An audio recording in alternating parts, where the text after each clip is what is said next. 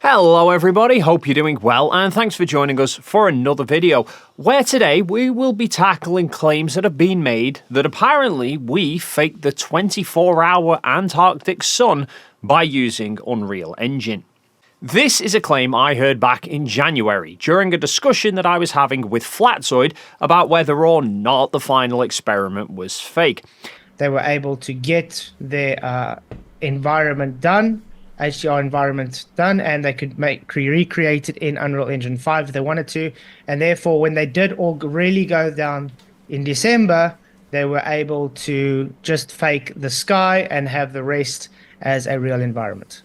Now, I did quiz him on this claim, and I was being intentionally vague and asking for clarification on many things, just to make sure that it was him detailing his claims fully rather than me making presumptions about what he was claiming. I just want to make sure that I completely understand your position. So you're saying we did 2 trips to Union Glacier, one in the off season, and then one in December. No, not all of you. Oh, okay. Well, okay. So there was 2 trips. So you're saying what? Yeah. Will or somebody? One of us went off season, and then we all went in December. Correct? Yeah. Okay. So what exactly was the purpose of the trip in the off season? Was it to shoot what scenery? Did you say? Yeah, to get the HDR environment, so you're able to create it in Unreal Engine as real as possible. And then you can replace yourself in there when you guys really are there, so you can fake the sky. So when we went back up in December, what are you saying that we then did? What are you saying I did? Well, you guys were there, and it looked like you took observations, obviously, but right. You were able to fake the sky because the sky was faked using Unreal. So his idea is that somebody travelled to Union Glacier in advance of us in order to capture high-resolution images of the scenery from Halfway Point. Those images would then be used to create a CGI version of the area in Unreal Engine, which could then have a 24-hour sun placed into it and rendered. After that, we'd then go to Halfway Point to record ourselves there. But since, according to Flatzoid, the sun would have set in our footage, then the Unreal Engine render of the sky and the scenery was later applied to our footage that we shot in order to give the impression that the sun circled us for 24 hours. So I questioned him about what the footage from our cameras actually would have recorded, and he confirmed that it would mean that all of the original video files that we shot would have had the sun set at some point. Okay, so what footage did my 360 then capture? Normal 360 footage, but in processing you were able to stick a fake sun in. So I then pulled up this Insta360, which is the very camera I used to capture the time-lapse in Antarctica of the 24-hour sun. And I actually began playing this footage back on the camera screen for him to see. So I have the original file on the Insta360, not faked. So, according to you, that should have the sun set on it. So, are we going to watch the whole 12 hours? 24 hours? No, that's a 25-minute video. I can sit here for 25 minutes if you want, but I can guarantee you the sun doesn't set. Or I could pull the original file off this into Insta Studio and the sun doesn't set. And just for clarity, here is a clear view of the video playing back on the camera itself, where you can see the sun passing south of us over Mount Rossman. And here is that original file from the camera also loaded into Insta Studio on my computer so that you can see all of the EXIF data for the file as well that shows exactly when the video was recorded. Now, you would think that that would settle the discussion and show that this Unreal Engine idea doesn't work. But Flatzoid instead has doubled down on it. Afterwards, on one of his streams, he was going on about how he was going to do a video to show how we could have faked the render with Unreal Engine and then loaded that faked file back onto the Insta360.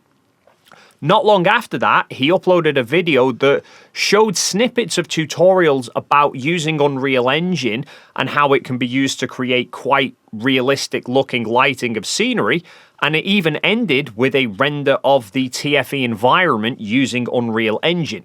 But the video didn't highlight how we would then get that faked footage back onto the camera for me to show to him on the live stream. I did point that out to him in the comments of the video, and he said it's coming in a future video in a series, but as of yet, still waiting to see it. Now, as far as I know, this render of the TFE area in Unreal Engine wasn't created by Flatsoid, but was instead created by somebody else. It seems what they've done is mimicked the mountains and then added some tripods and an artificial light source. Then Flatsoid has overlaid this render on top of my time-lapse footage from Antarctica as a proof of concept to try and show that it could actually be faked. I think this whole idea has rather developed from the idea that we shot it inside a 360-degree LED studio. The original studio idea that people were putting forward doesn't work because that would put a physical boundary surrounding us, and yet you can see numerous examples of where we get into vehicles that are going to and from halfway point to the main camp. So taking that notion a step further, that we actually were in Antarctica and shooting outside, but that the sky is being faked in Unreal Engine, gets them around these boundary problems. There is, however, a major flaw in Flatsoid's idea, which is something that I did actually hint to him during our discussion. All of the time-lapse footage and the real-time footage that Will and Toon have both put out, you can see us there, we're moving around. Is that us in Antarctica in December? Yes. So how are our shadows doing a full 360 degrees on the ground? Unreal Engine has a thing with called ray tracing, and it's able to map shadows and light over an environment. That's why I said they were able to get that environment, 3D render it, and then have you guys overlaid in that 3D environment, so the shadows are able to be rendered through light tracing. In the footage, you can see the shadows of all of the objects around us were all doing full 360-degree circles. Flatsoid's explanation for this is that it was done with ray tracing. Unreal Engine has a thing with called ray tracing, and it's able to map shadows and light over an environment. It does seem, however, as though Flatsoid doesn't really understand how ray tracing works. Ray tracing is certainly a thing related to lighting and shadows, but there is a fundamental issue here that shows it cannot be used to explain the footage from Antarctica. Now, as a very brief overview, when you're creating 3D renders for animations or video games, etc., you will have objects within a scene and you have a light source. The light source obviously will cast light out, and if an object is sitting on a path of light, then it will block the light from going any further and cause a shadow to be cast. Typically, these shadows were done using shader maps and rasterization. And when light hits a particularly reflective object, it doesn't just stop, it will obviously reflect off that object and go somewhere else. And these reflections were typically created using reflection mapping. But in reality, that reflected light will then end up hitting other objects, which will cause fill light on those objects, and the light will then again reflect off those accordingly, and so on. These repeating reflections and fill light are typically where lighting in CGI with rasterization and shader maps struggle to match reality, especially given that how much light is reflected off an object is going to vary depending on the color and the texture of the object, and the direction that the light is going to reflect will depend on the shape of the object and also what direction the light is hitting it from. This is where ray tracing comes into its own. Ray tracing actually calculates how light will behave much more in depth. It works out how much light will reflect off a surface, Where is that reflected light going to travel to? How will it then interact with other objects in the scene? It is especially powerful when it comes to reflective surfaces. Modern graphics cards now come with ray tracing cores built into them, which can be used for calculating how light will interact with objects in computer games, and where reflections will then appear. If you look at some of the demo videos showing the difference between games that are using real-time ray tracing versus when they're using normal rasterization, you can see that in areas such as Windows, the rasterization just can't work out what reflection should be appearing, whereas ray tracing does. The ray tracing cores are making millions of calculations involving breaking down how the light is going to behave and interact with objects, the vectors involved in how it will then reflect off objects, running it all through complex algorithms in order to work out how each individual object should appear to a viewer. Each of those by itself are insanely complex topics that I am not even going to attempt to detail in this video. Although if you would like to learn more about them, today's sponsor, Brilliant.org, covers a lot of these sorts of concepts amongst their many different classes. Their use of interactive animations particularly, I find, makes even the more complex topics a lot easier to understand and visualize. But don't worry if complex topics are off-putting to you, because all of their courses build up gradually throughout the classes, from an introductory level moving on to the more complex stuff. I love using Brilliant so much that I was even doing classes whilst I was in Antarctica, and as a result, my streak of consecutive days using it has now surpassed 700. I am less than a month away from 2 full years non-stop using it. So why not try it for yourself by taking a 30-day free trial using my link brilliant.org/Dave McKeegan, and using that link will also entitle you to 20% off their annual subscription.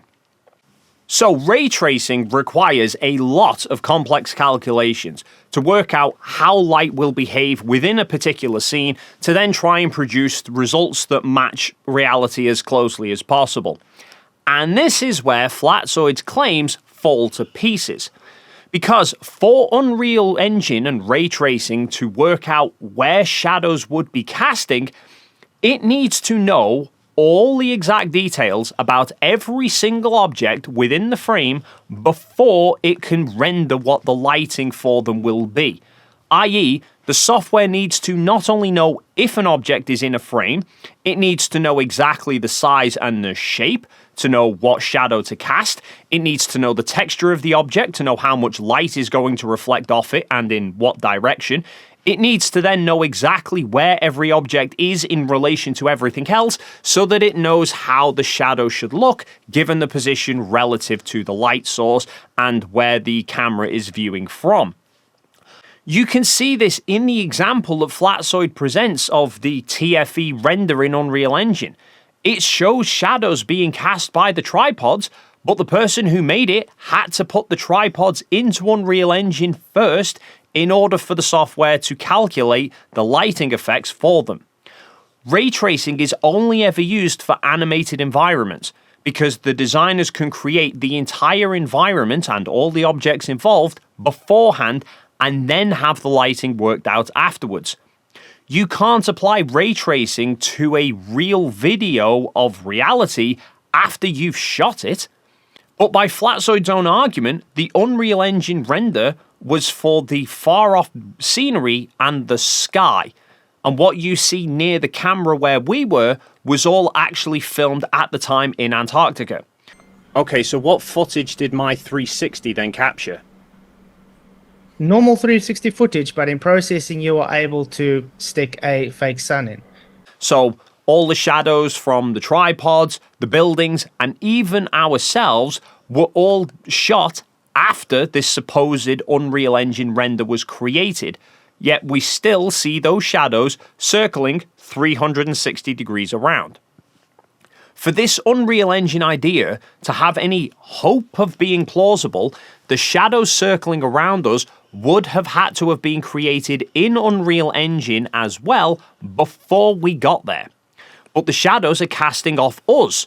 So that would mean that we would then have to be rendered in Unreal Engine beforehand as well. Basically, the entirety of the 360-degree footage would have had to have been rendered in Unreal Engine before we'd even travelled to Chile. Everything about these videos would have basically had to have been CGI. You can't just give Unreal Engine a piece of video footage and it be able to then work out the textures and the shapes of the objects or how far away they are from the camera. All of that would need to be known beforehand in order for it to then work out the lighting. I.e., the first time-lapse that we published, there are multiple odd frames where people appear standing near the camera, and you can see reflections in their sunglasses. Or this particular frame, which was from during MC Toon's livestream, where I actually took his laptop over to show the camera setup, and there's a reflection of the tripod in the laptop screen. Or when the solar tracker is in view, and you can actually see the ground reflecting in the camera's rear screen. For ray tracing to be able to work out what those reflections should look like, the software would need to know every specific detail about everything beforehand. Like with the solar camera, for example, it would need to know the exact textures of the camera to know that only the screen would be showing a reflection, not the rest of the camera body. It would need to know how far away the solar camera was from the 360 camera. It would also need to know the exact angle that the camera was sitting at so that it could work out where the light was coming from the ground in order to reflect off the screen into the 360 camera. All just for the little screen on the back of a camera that is constantly moving. Unreal Engine couldn't just work that out from a video. At best, it would need somebody to go through and painstakingly replicate the entire area of objects perfectly in Unreal Engine.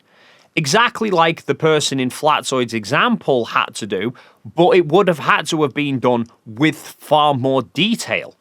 But the second problem is that such a task would take an insane amount of time to do. We published that first time-lapse on December 16th, while we were still in Antarctica. I even recorded the moment it was published whilst we were at the main camp, because I felt Will should be the person to actually officially publish it. Now, from there, people might try to argue that actually all of the 360 footage is in fact rendered CGI that was created before we went to Antarctica, and that the only reason that we went to Antarctica was to give that 360 footage some plausibility. But here lies problem 3. We did live streams whilst in Antarctica, and you can see those streams happening in the 360-degree footage. Himself set up, and he's had these recording non-stop video footage. Like I just showed, there's a frame from the first video that we published where I was holding Toon's laptop up to the camera during a live stream that we were doing, and I was showing the setup that we had. That particular live stream was several hours long, covering the period across solar midnight where the sun was south of us and you didn't see it set. The thing down there is actually one of the heavy insulation boots that ALE provide for us to wear when it's really cold. For the 360-degree videos to have been faked before we went to Antarctica, then the live streams would have also had to have been faked before we went to Antarctica. But we spent large portions of those streams reading out comments that people were posting in real time. And in the stream that I did, there were people who were sending me super chats with recent sports scores to read out to show that the stream was actually happening live rather than being pre-recorded. JJ for $1.99. Buff 45, Det 28. Further proof it's not pre-recorded. Okay.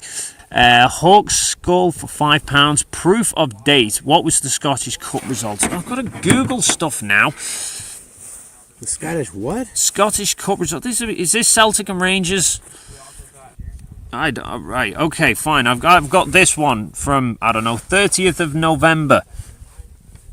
Can we see that?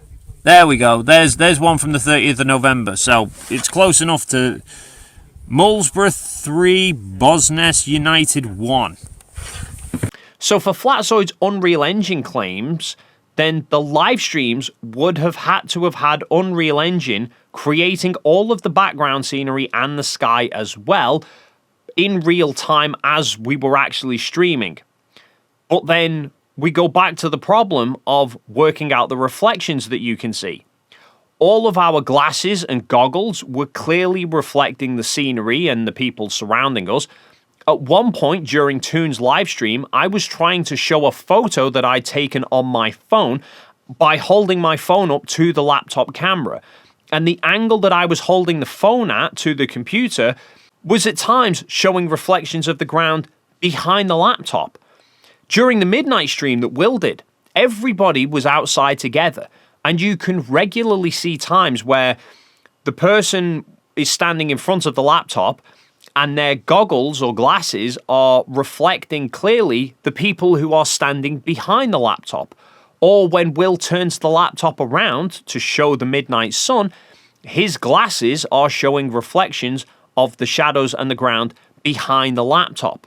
For ray tracing to have been able to have rendered those reflections, it would have needed to have known the exact positions of everybody and everything for that exact moment in time.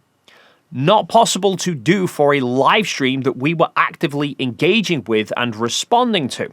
There is also another glaring flaw within Flatzoid's claim here, which is he's saying that we did actually film ourselves in Antarctica, but then the Unreal Engine render was added in afterwards. And he's saying we had to do that because apparently the sun set. But that would then mean that the original footage that we captured would have a set of shadows and lighting where the sun was visible during parts of the day and then set on us. So if we then added this Unreal Engine render in, that might be able to explain away the period where the sun wasn't visible, but it would mean there would be periods of time where there would be two suns in the sky and two lots of shadows being cast, which we don't see. So yes, this whole notion that it could have been faked with an Unreal Engine doesn't work. And this is just yet another example of the sheer desperation of people to try and explain away a 24-hour sun in Antarctica. Which is especially strange given that most of these people who are trying to disprove it also say its existence doesn't really make any difference. But I think the funniest part about this claim for me is why Flatzoid first seemingly thought that we were using Unreal Engine.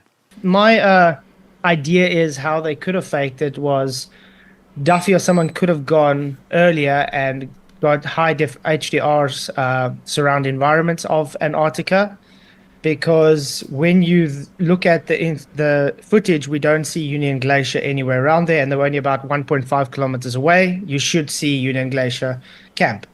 He thinks the fact that the main camp isn't visible is the telltale sign that the scenery was shot before we got there, because the images of the scenery must have been shot before the main camp was set up.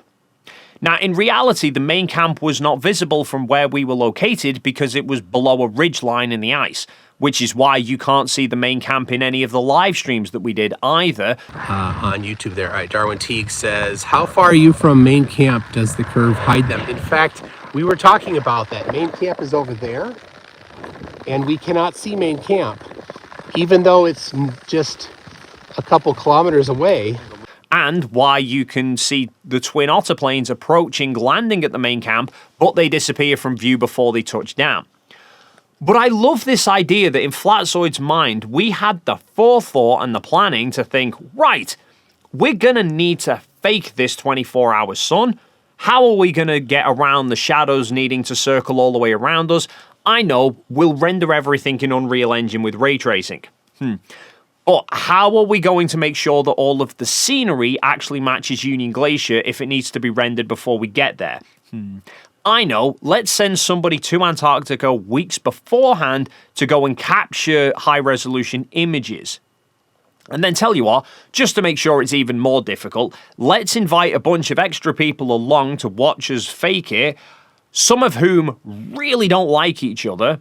And let's also work out a way to fake it all in real time during live streams as well. Apparently, we went through all of that meticulous planning, but seemingly none of us thought to add a main camp into the scenery when we were rendering it beforehand. Anyway, that's going to wrap it up for this video.